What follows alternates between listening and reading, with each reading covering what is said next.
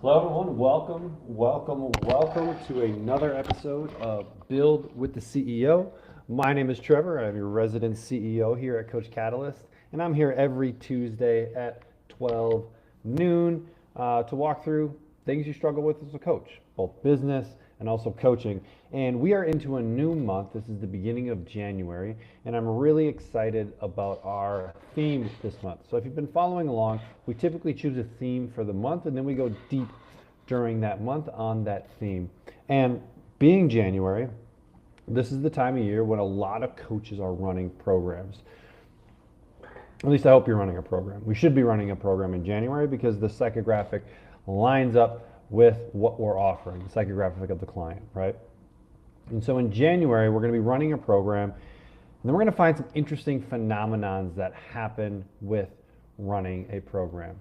And this month, we're going to cover all of it, and we're calling it the slump survival, okay? And what we really mean by that is there are two different periods when you sign up a new client, and if you're running a program, right, when you sign up a new client, where they are going to fall off. They're going to fall into a slump, right? The first one occurs even before the client starts day one of the program, and that's what we're going to tackle today. And then the second one typically occurs around week 3.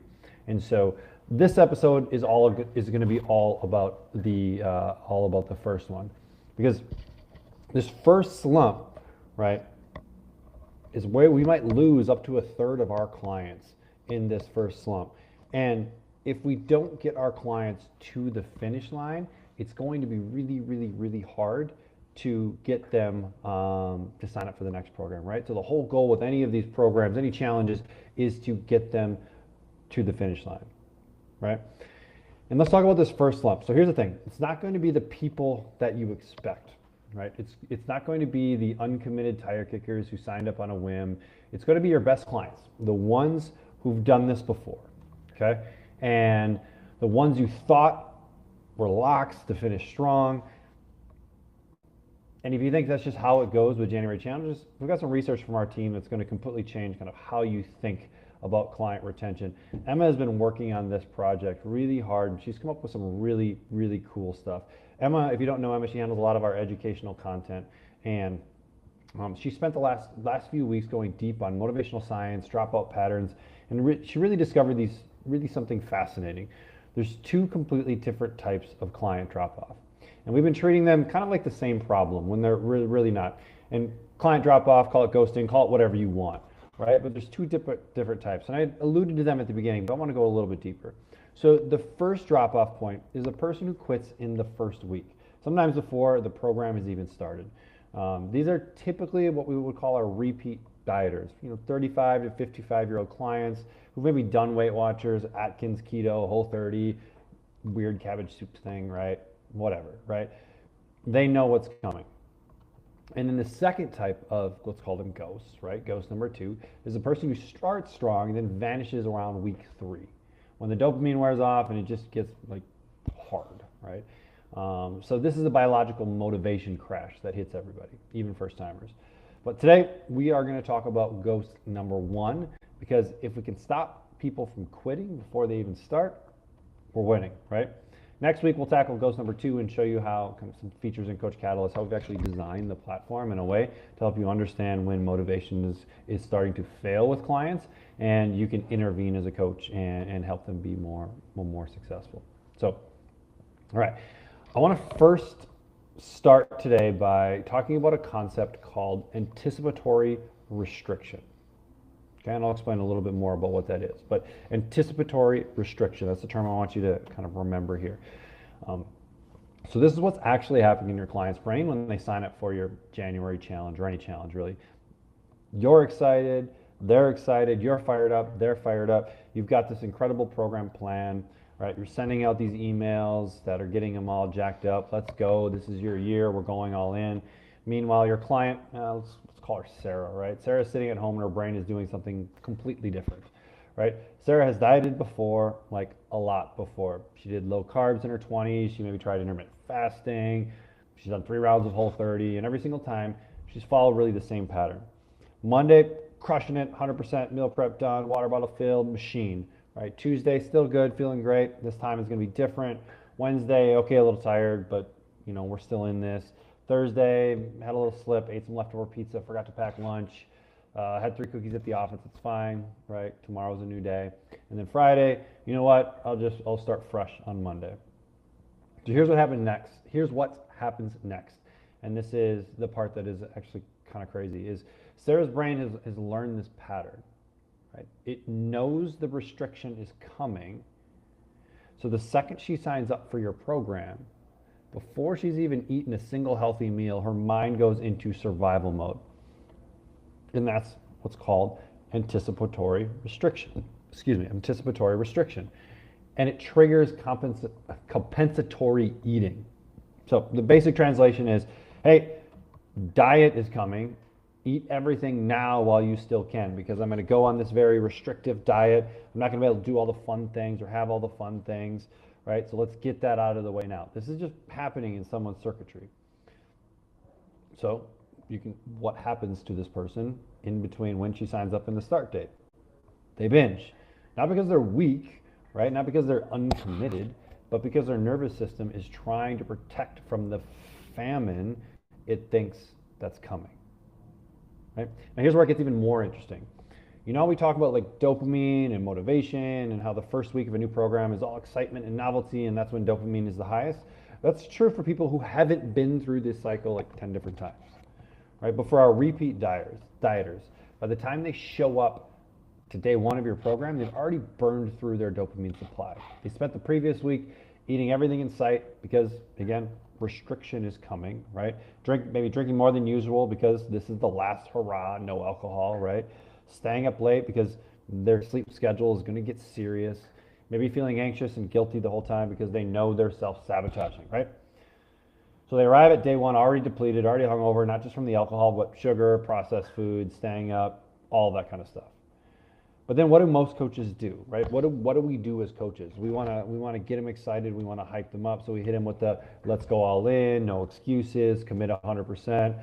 X food is the devil, right? We've all been there. I've been there. You shouldn't eat this food. And like this person is sitting there thinking, like I already ate that food, right? I already ate bread. I like bread, last night. And am I already failing? Like they start to question themselves. And the thing here, though, is like they don't actually tell you this. They don't post in the community about it. They just simply go quiet, right? Some would call it ghosting. And they fall off before the thing is even started, right? And as coaches, sometimes our coaching language can make this worse. And we many times do it without even realizing it. When we use this kind of all or nothing language in week one, and I'm as guilty as anyone with this stuff, so like no judgment here by any means. But when we say things like, we're going hard this week, or no cheat meals, or you're either all in or you're out, this is about discipline and commitment, what you're really doing is creating like this kind of like a shame trap for anyone who's already struggling. Because, Sarah, she ate the pizza on Thursday. She knows she's not all in. She knows she's not hitting 100%. And now really she has a couple choices. Tell you she's struggling, admit she's not perfect, risk disappointing you or looking weak in front of the entire community, right? Or just kind of like check out, disappear, right? Stop checking in, stop posting, quietly back away and pretend like she was never that really committed anyway. Like which one do you think most people are going to choose, right? Option 2, right? It's kind of obvious, right? So Emma said something in our last meeting that really stuck with me. She said, if you tell your client that like bread is the devil and then they eat bread, they're not going to tell you, they're just going to disappear, right? Because like ultimately we made the mistake of not positioning ourselves as someone who coaches imperfect humans. We got to position ourselves as someone who only accepts perfection, and ultimately, right, nobody is perfect. So all of this stuff, this isn't meant to be like all doom and gloom and we're doing this all wrong, but it's to kind of set the stage, because I know like you run into this as a coach. I want to set the stage so that we can introduce a solution. And this was a really cool concept that Emma came up for our theme this month of slump survival, that is really going to help you as a coach. So here's the good news. Once you understand this is what's happening, you can actually do something about it. So I'm going to create a program we're calling the pre-ramp program, and I'll show you it here in a second, but specifically designed for repeat dieters, which, let's be honest, is probably most people that we're coaching, right? The idea is simple. Instead of hyping them up for this kind of big day one launch, you slow them down. This is a 5-day program, and it's meant to be used before your challenge or main program starts. And instead of like, get ready to go all in, the message is pretty simple. Hey, you've done this before. Let's talk about why it didn't work last time and what we're going to do differently this time. It's not a meal plan, it's not workouts, it's psychology and reflection and setting them up to not repeat the same patterns. So I'm going to share my screen here in a second. I want to walk you through this program inside of Coach Catalyst. So if you already are using Coach Catalyst, this one's inside the program library. If you just go into your account, click programs, click marketplace, just search for ramp, and it will come up, and you'll be able to click it, download it, and make any edits that you need to do it. But I want to walk through it with you guys because I think it'll be powerful even if you aren't using Coach Catalyst, which you should be. Sign up for a 14-day trial. But if you're not, we'll kind of give you some of the psychology behind it. So I'm going to share my screen here, hopefully.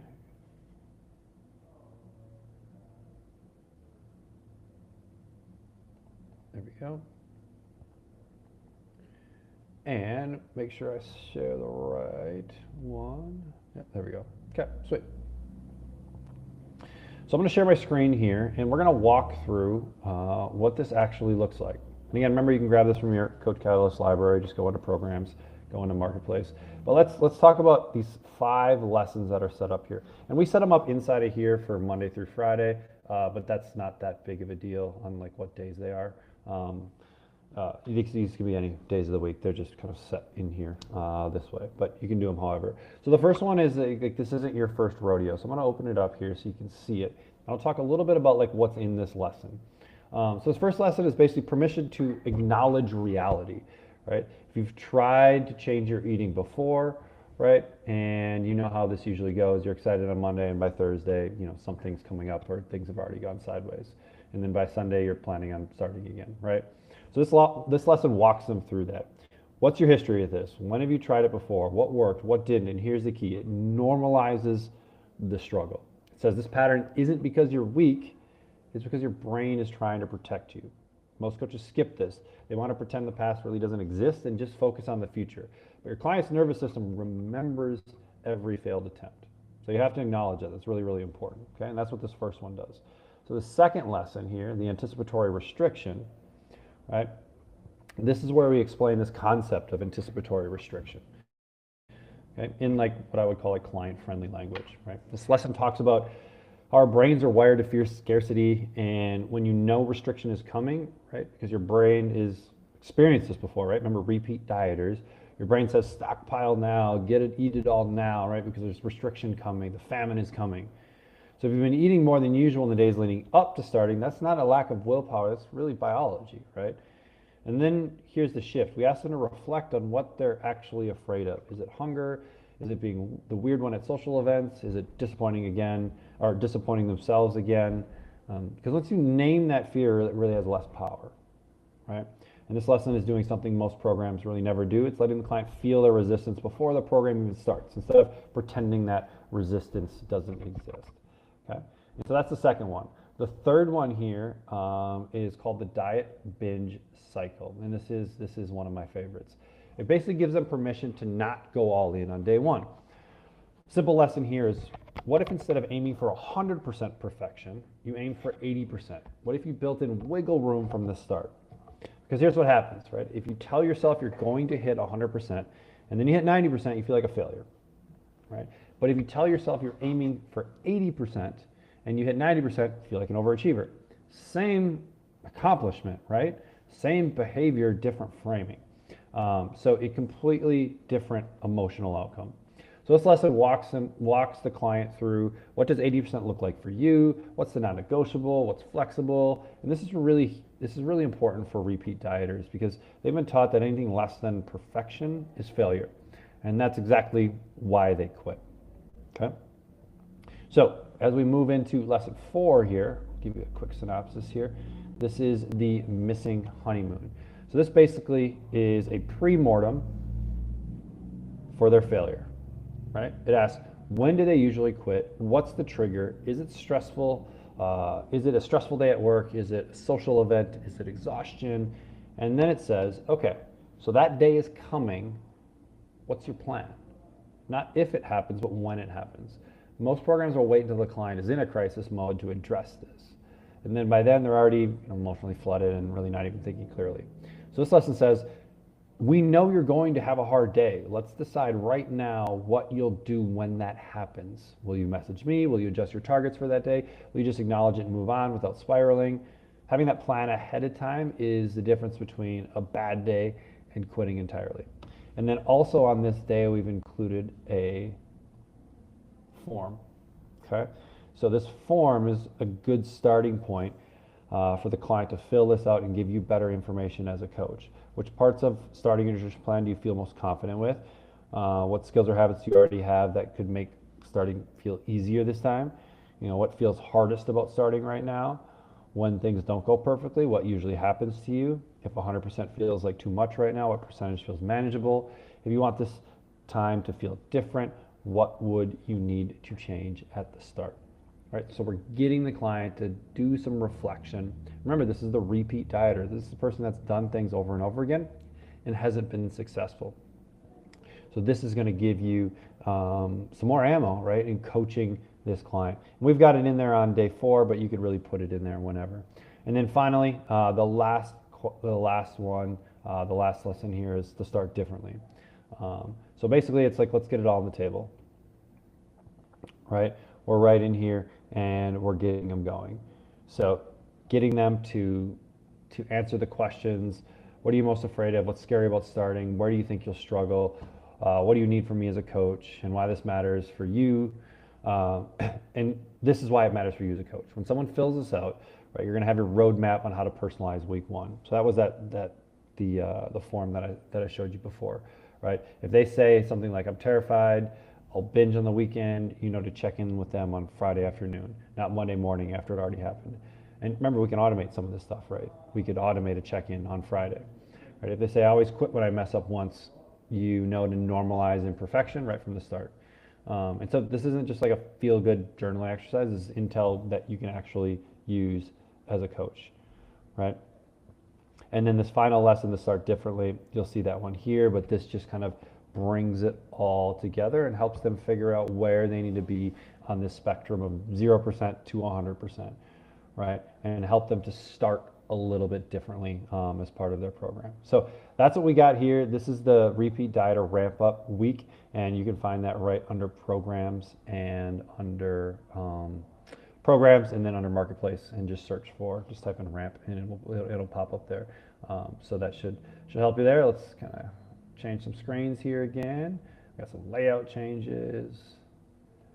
Stop that sharing. There we go. We'll bring it back. Sweet. So, all right. So how do you actually use this? Let's talk about some implementation. Because you might be thinking like, hey, this sounds great, but like I've already sent out a bunch of hype emails. The challenge starts next week. What do I do? So there's a few ways you can do this. If you are starting a challenge, let's say that starts on the 13th or later, you want to send this program out right away. Okay, like soon, like today. Hey, I know you're excited to start, but I want to give you something that's going to help you prepare differently than you have in the past. This is 5 short lessons. Should take you maybe 15 to 20 minutes total. Do this before we officially start, right? And you can drip them out if you need to. Super easy to drip it out. If your challenge is already started, you can still use this, but you can send it as like a little bit of a reset for anyone that may be struggling right away. Hey, if the first few days have been harder than you expected, that's actually normal. Here's why that happens and what you're going to do, right? And then for your next program, you can build this into the standard process. You can make it part of your kind of client onboarding, especially if you're getting a lot of clients that are a lot of clients that are repeat dieters. That's what this program is for the repeat dieters. And remember, the reason behind this is for our repeat dieters, they are going to have a higher likelihood of falling off before the program has even started because of this concept of anticipatory restriction. If we can get in front of that, if we can bring all of these feelings, this psychology to light and have the client do some reflection, they're going to have a much higher likelihood of being successful now over the course of the program. So So remember, this is really for repeat dieters. I'm going to show you one more thing here too. So give me a second. I'm going to share my screen one more time. Change that over. And we also created a guide that goes along with this, and this will be in the description, the link to this. But Emma put together a really cool slump survival guide. We actually have two guides. We're going to release the second part next week, and we'll bring it all into one. But this guide walks through this concept of early quitting, this anticipatory restriction, and why clients quit in the first week. And it'll help you kind of educate yourself a little bit so that you can provide a better experience to your clients. So there's a lot of cool tips and tricks in here. It's about 10 pages long, so it's a quick, easy read, but it's going to help you help those clients who need help right out of the gate, right? For those people that are repeat dieters and they just are thinking differently than the person that this is their first rodeo. Okay, so all right, let's talk about like a little bit of like a bigger shift here.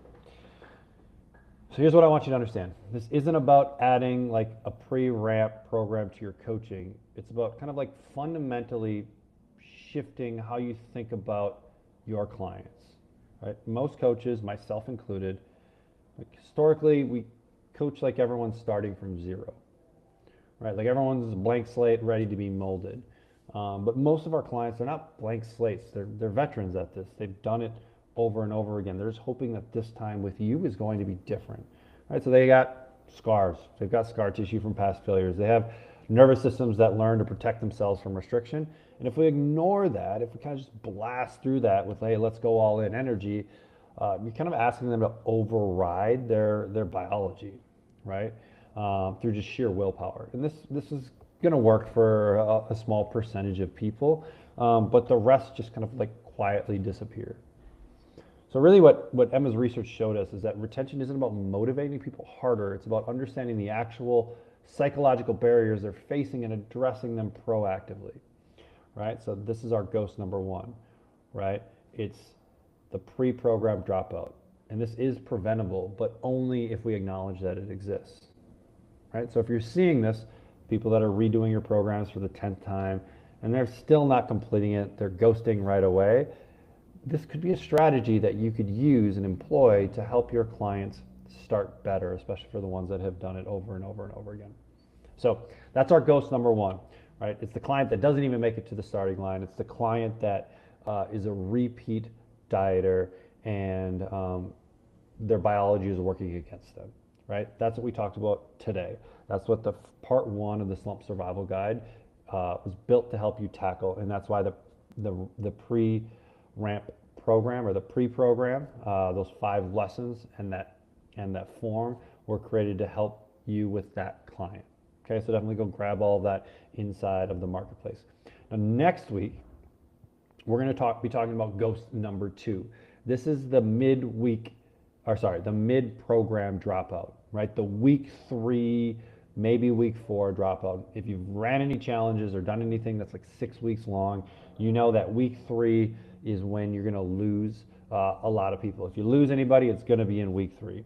And that's the kind of the biological motivation crash that happens really to everyone, even people who don't have any kind of history of dieting. And Coach Catalyst was actually developed around these concepts, and there's certain pieces of it, certain features that we've built to help you spot kind of this type of drop off in real time. And so we'll be talking about some forums that help you kind of assess readiness before the program even starts. We're going to be talking about the notification center. We're going to be talking like the last 7-day history, some bulk messaging, compliance tracking, things like that to show you like how can you use technology and tools to start seeing some of this stuff before it's too late, ultimately, right? Because when someone like ghosts or stop communicating, right, it's really hard to bring them back. And so there are signs that happen early on, and if we're not using like technology and those kind of things, it's going to be hard to spot them unless you have a couple clients. So here are the action items for this week. Okay, action item number 1: grab the pre-ramp program from the Coach Catalyst Marketplace. It's live right now. If you're not a Coach Catalyst user yet, start your free trial. You'll have access to everything. Go in there, grab that one. Remember, programs, Marketplace, just search for ramp and it will come up. Okay. The second piece of that is grab the Slump Survival Guide. That is in the description. The link will be in the description. So you can just grab that. Let me see if I can pull up what the actual link is. It is guides.coachcatalyst.com/slump survival. Okay, so guides.coachcatalyst.com/slump survival. That will get you the slump survival part 1. Part 2 will be coming out next week when we talk about our week 3 ghosts, our week 3 drop-offs. Right? And then actually, number 2, if you have a challenge starting in the next 2 to 3 weeks, send this pre-program to your repeat dieters before the program starts. And don't wait until the day before. Send it out the week before the program starts so you can digest these lessons one at a time and really take some time to go through it. And then also have them fill out that form. Okay, have them fill out that reflective question form so that you will get better information to coach them better. Okay, and obviously, this is obvious, but I do need to say it. And then read their responses. Look for who's kind of flagging themselves as high risk for potential early dropouts, right? And then ultimately give you some tools on how you can coach them better, right? Even if you just prevent 2 or 3 people from ghosting with strategies like this, that can make a massive impact on your business because it gets more people to the finish line. And if we get more people to the finish line, we have they're going to get better results, so we're helping them achieve the thing they set out to achieve. And then B, we're going to have better conversion into our regular coaching program or into our next coaching program, right? Because if we don't get people to the finish line, there's no way they're signing up for the next month, right? So we need to get people to the finish line. This is a strategy, this is a program that can help you do it, okay? So hopefully that was helpful for you. Next week, we're going to cover ghost number 2, that kind of mid-program drop-off, and we'll give you some tools, tips, strategies to be able to help with those people as well. So my name is Trevor, CEO of Coach Catalyst. We're here to help you coach more people, coach them more efficiently, and ultimately change more lives. So hopefully you join me again next Tuesday at noon. You have a great rest of your week. We'll see you later.